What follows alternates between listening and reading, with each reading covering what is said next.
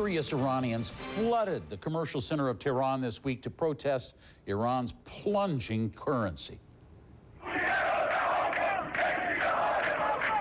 The crowds blasted President Mahmoud Ahmadinejad, blaming him for the crunch that's left families across the country struggling and stressed. Mr. Ahmadinejad acknowledged Iranians were suffering and blamed it on what he said were the enemy's sanctions. I think that the Iranian nation will overcome the current situation and challenges. It's not long-term, although enemies will pressure us. The enemy wants revenge from the Iranian nation. They lie when they say sanctions are a pressure on the government. Where on earth are sanctions a pressure on the government? Sanctions are always a pressure on nations. The unrest began after the currency lost 40% or more of its value in just barely a week, resulting in much higher prices for imported goods and for food. U.S. Secretary of State Hillary Clinton says the fault lies with Iran's government. I think the Iranian government deserves responsibility for what is going on inside Iran, and that is who should be held accountable. Well, let's get some perspective on that. What is going on in Iran right now? How are they feeling about the sanctions and about their own government? We talked earlier with Trita Parsi of the National Iranian-American Council. Sanctions have been biting for quite some time, and in fact, if Iran was a democracy, we would have seen riots a long time ago, mindful of the fact that the currency has dropped almost 75%.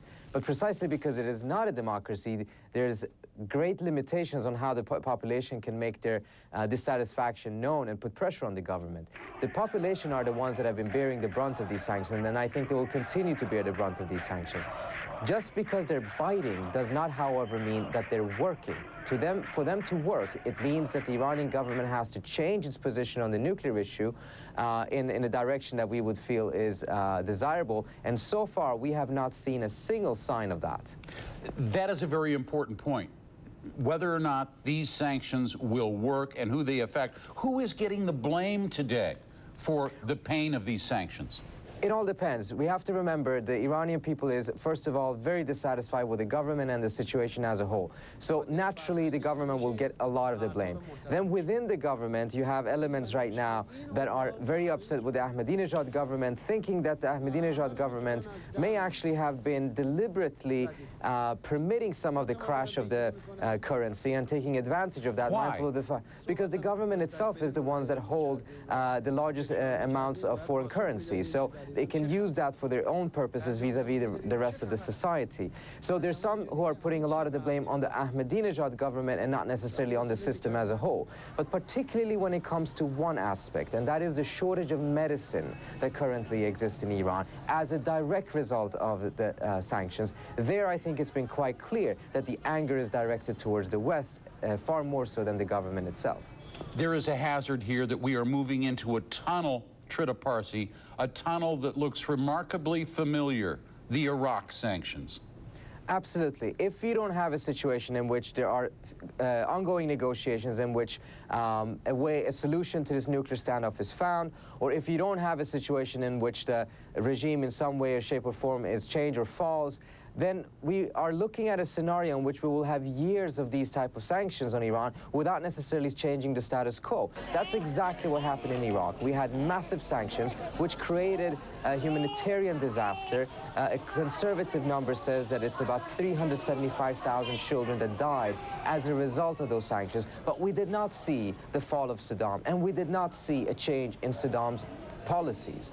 And that is a huge risk in all of this. And I think at times there tends to be a little bit of a short-sighted tactical perspective on these matters, forgetting that the larger strategic picture may not look as bright as the tactical picture may look.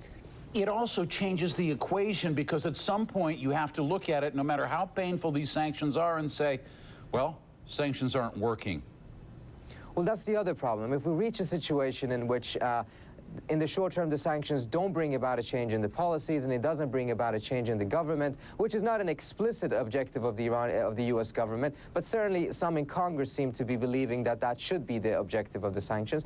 Then we will end up in a situation likely in which the argument will be, well, the sanctions have not produced that change, and now instead we have a humanitarian disaster, and as a result, war is the only remaining option on the table. That is a troubling scenario. What are the Iranian people? You talk to people inside the country. What are their thoughts this week as they watch, their economic prospects dimmed? They're terrified, they're desperate, they're horrified. On the one hand, their economy is completely crashing and they have a repressive, incompetent government that doesn't do anything about it. And on the other hand, they have a constant stream of drumbeat of war coming from Israel and to a certain extent from the United States, and their own government certainly is not helping in that regard either. So I think they're stuck in the middle, they're terrified, they would like to see change, but they're also very afraid of one thing, which is that if they don't have controllable change, they can either end up in a situation as they did in 1979, in which they changed the dictatorship, but in essence, they got another dictatorship. At the end of the day, the only thing that changed was the last name of the dictator. It wasn't going towards a better system. In fact, in many ways, it became a much worse system. Or there can be complete chaos, as was the case in Syria today, as was the case in Iraq and Afghanistan. So they're stuck there and seeing really no good options close to them. And Trita Parsi reminds us one of the most important elements in all of this is that Iran is not like so many Arab countries where the U.S. is liked by heads of state, loathed by the man on the street. Iranians have an affinity for Americans, while their leaders do not. The sanctions, especially as they affect medical supplies, could erode that popular sympathy for Americans and the West in general. Punishing sanctions may be needed to dial back Iran's nuclear program, but it is a calculated risk taken by the West and not to be taken lightly. I want to invite you to discuss this and other stories with us. Tell me what stories you like, what ones you'd like to see us cover. You can look us up on Facebook, search on 3 words, CNN The Brief. You could also message me on Twitter @ClancyC.